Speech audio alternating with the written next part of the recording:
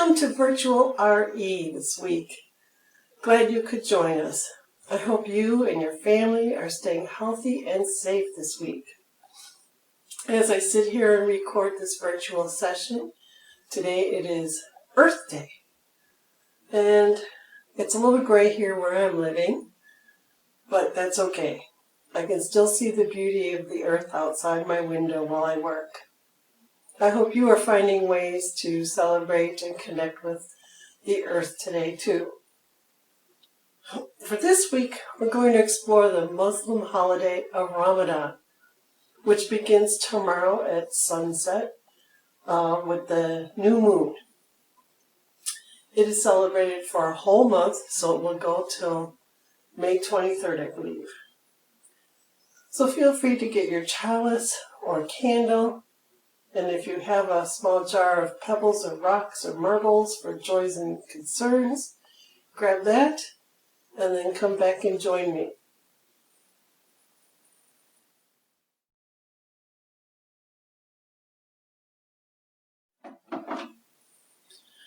We'll begin with a chalice lighting, of course.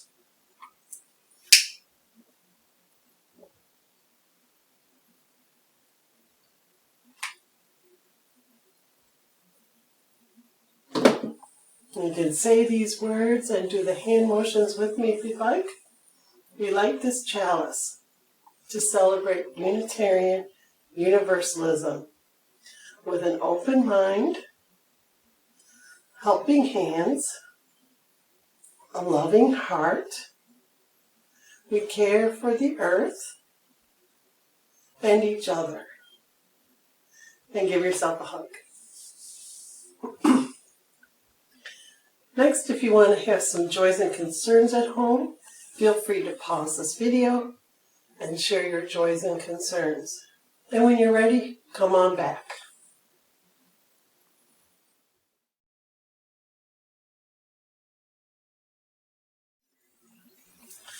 Oh, welcome back. Now it's our time for the Wonder Box.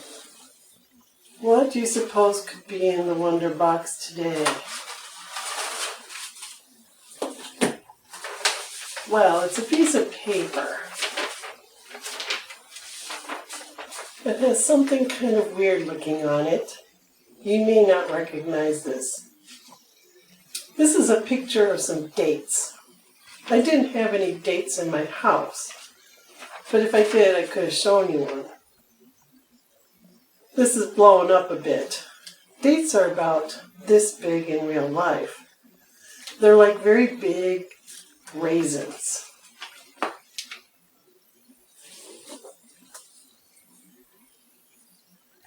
Dates are what Muhammad, the prophet of Islam, ate after fasting in a cave. And so the traditional food that Muslims first eat after Ramadan are dates. And Ramadan is a time with Muslims, who are people that practice the religion of Islam, fast from sunrise to sunset. And after sunset, families and friends gather and have a meal that they call iftar. And by giving up food and drinks during the day, it is their way of liberating themselves from the material, everyday world. And they focus on what matters most. They focus on study and charity and the spiritual world. They make space for and remember what matters most. And for Muslims, that is two things. First, remembering those who are suffering. And second, remembering God, or in their words, Allah. And liberation is our theme for this month of April. And Ramadan is a time to be liberated from everyday life into a time for remembering.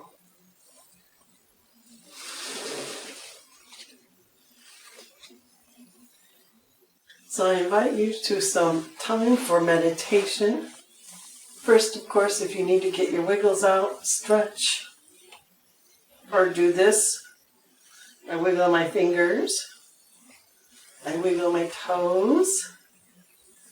I wiggle my shoulders. I wiggle my nose. Now no more wiggles are left in me, and I can be as still as can be. Get comfortable. If you'd like to ring a chime or bell, feel free to do so.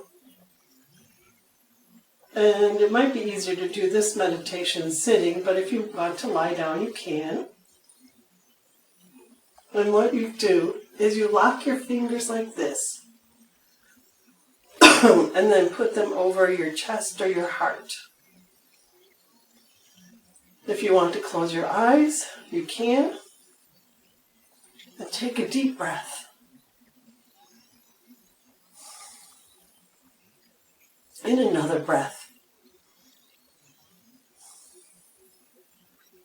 As you feel your breath and heartbeat under your hands, think about this question. What matters most at this moment?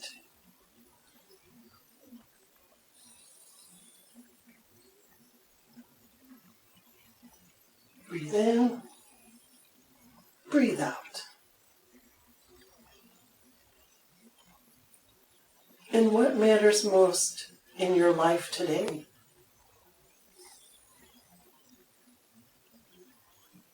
Perhaps you are thinking of someone special to you.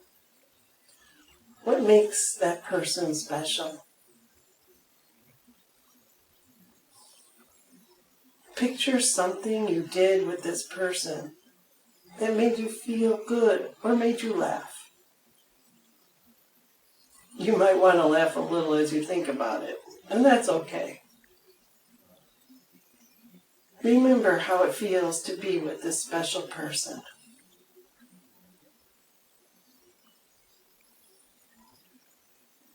Breathe in and breathe out.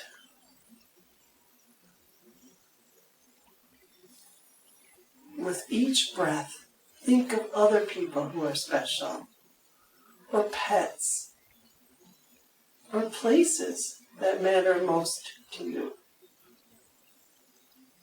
Breathe in, breathe out. And when you're ready, open your eyes. So what did you think of that meditation? Who or what did you remember? If you'd like to pause the video here and share your thoughts, please do.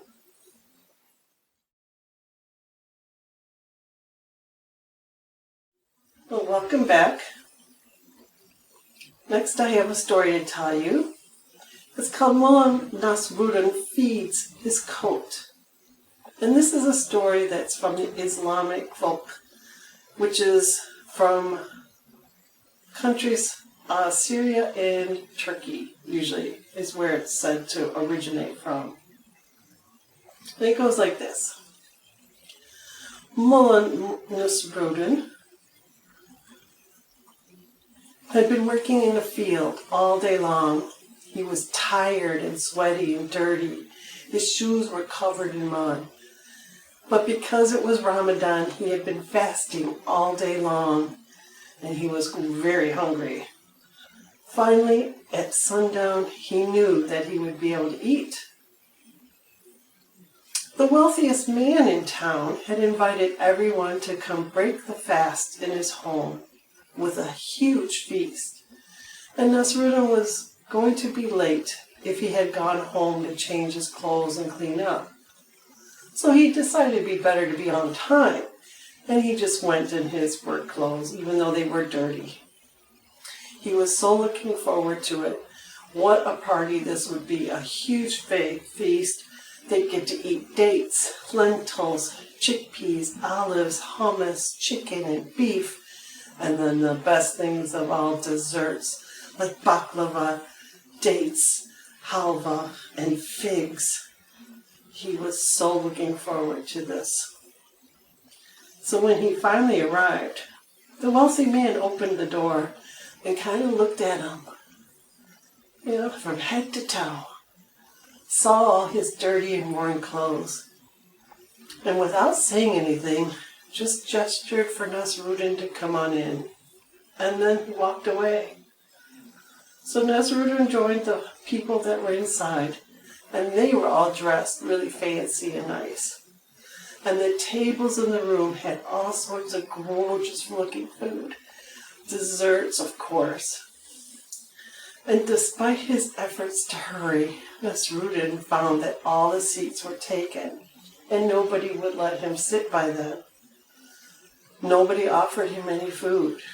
He had to reach over and around people to fill up his plate with some food. And nobody would even talk to him. It was like he hadn't even been there.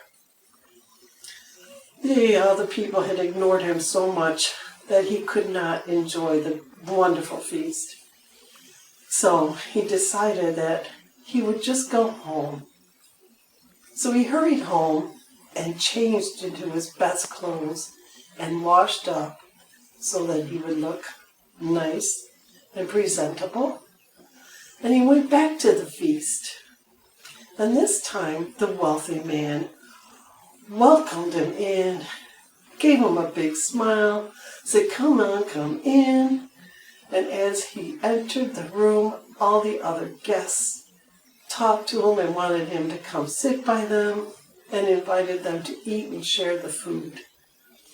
So Nasruddin sat down and he picked up a big, big fig and he put it in his coat pocket. Yeah. And he said, "Eat, eat, eat, coat." Then he took a handful of nuts and put them in another pocket and said, "Eat, eat, eat." And he began giving his coat all sorts of foods. He kept grabbing things, stuffing them into as many pockets as he could. He even smeared some food on his coat. The baklava is really gooey especially.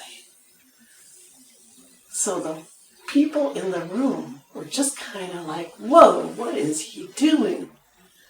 And they said, "Nasruddin, what are you doing? Why are you feeding your coat like this?"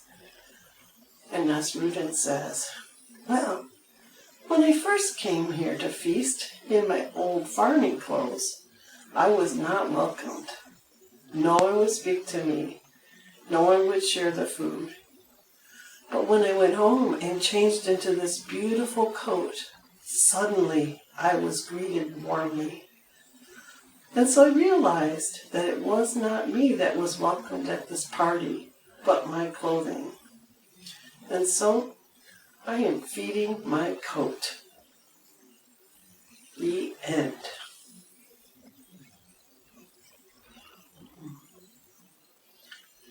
So, some wonder questions. I wonder what you think the moral of this story is. And I wonder why we, as Unitarian Universalists, value the moral of this story. Think about our principles. If you wish to pause the video and share your thoughts on the story as a family, please do so.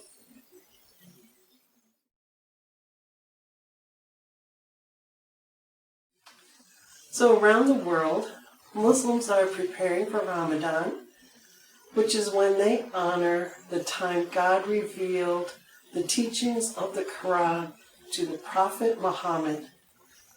And because of the pandemic now, they will not be able to go to their mosques to pray. We can relate to this too, can't we? We're not allowed to go to church and be with each other. However, I think it might be harder for Muslims because the mosque is a central part of their life. Excuse me. Did you know that Muslims pray 5 times a day? They don't have to go to a mosque for all their prayers, but they do go quite often. Do you have any friends or neighbors who are Muslim? Ask them how they are going to celebrate Ramadan this year and how they might feel about it. Maybe the prayers will be virtual, like our worship services have been. Perhaps they will have iftar with their families virtually, like some of us had Passover and Easter virtually. I read somewhere that some families have created a room in their house to look like a mosque where they can go and pray. So while we are not Muslim, and it isn't appropriate for us to do the things that they do during Ramadan, I wanted to share some of them with you and talk about how we, as UUs, can connect with them. So some things about Ramadan in particular and Islam in general. Excuse me. One thing they do is called sight the moon.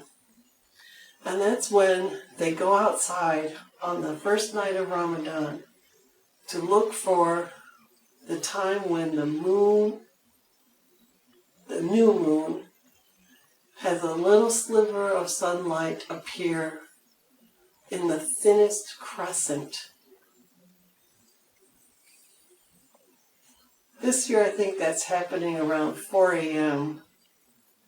in Turkey and that part of the world, and around 10:30 our time. So while we may not be celebrating Ramadan, one thing that we could do is look at the night sky and try to see when the last bit of light leaves the earth from your sight. You might want to go to the highest place you can find in your neighborhood to do that. So how does this connect to UUs? Well, for many of us, the night sky is a place of wonder and mystery. Did you know that in addition to our 7 principles, we have 6 sources? And these sources tell us where we get our wisdom and our learnings from, the things that inspire us to live better lives.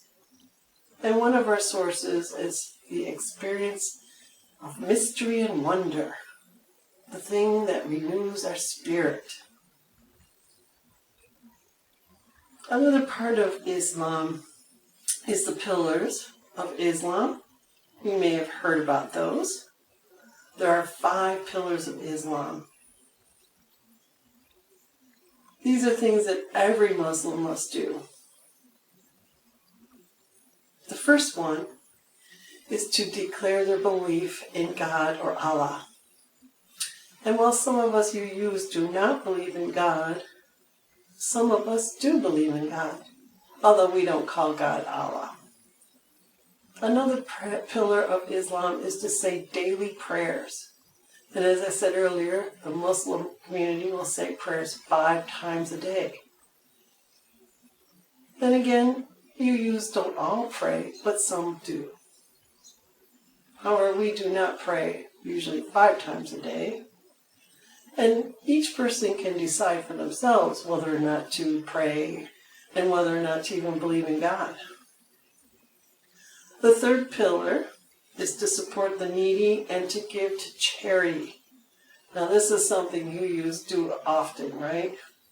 And we are very, very proud of our efforts in this manner.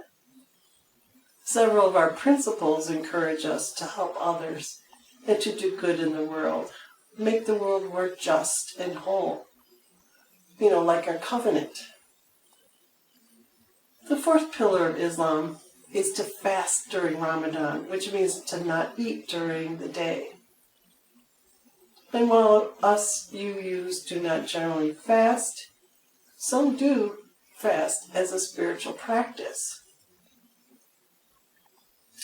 The last pillar of Islam is the Hajj, or the pilgrimage to Mecca.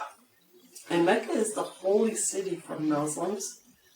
It is in the Middle East, a long way from here. And how does that connect to Unitarian Universalism? Well, we don't have a particular place that we call holy, but many UUs think of Boston in the United States as a very special and sacred place. It's a place where a lot of our history comes from. A lot of you churches have their youth groups travel to Boston to see some of these places and learn about people from.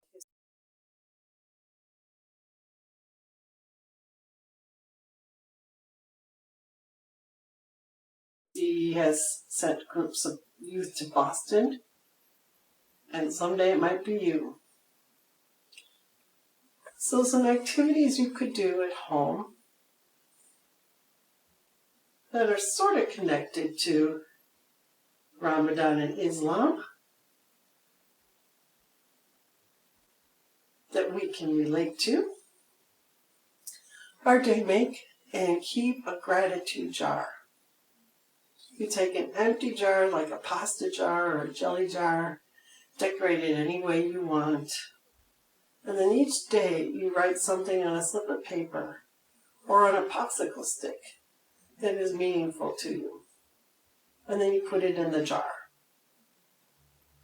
And then on a day when you're feeling sad or lonely, you can open the jar and read some of the things that you wrote. This is also something you could do as a family. You can have one jar that everyone contributes to, at a mealtime perhaps, or at bedtime. Maybe make a little ritual. Another activity you can do is to remember others. Think back to the meditation. Were there people that you thought of that you don't live with, that you don't get to see very often? Maybe you could send them a card, write them a letter, tell them how special they are and why. Or if you don't want to mail them something, you could phone them on the telephone or do a video chat. Another activity you can do is to do service to others. With so many people out of work and other people working in hospitals and nursing homes and paramedics and police officers and firefighters, why not do something special for them? You can call them and see what they might need and try and help them get those needs. Another idea you could do is to have a little change jar, and everybody throws change into it whenever they have extra change. And after a while, you take the money and you could buy a gift card to a grocery store or something to help someone in need. Or maybe you would just donate it to a charity of your choice. You can even vote on that as a family, which charity to give it to, which of course is one of our principles, the democratic process.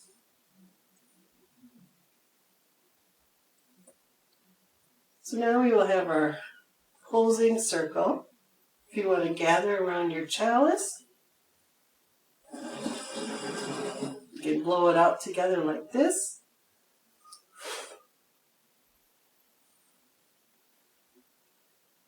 And some closing words.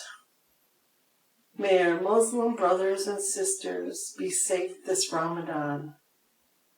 And we remember to respect all people. Amen. Blessed be. And have a good week.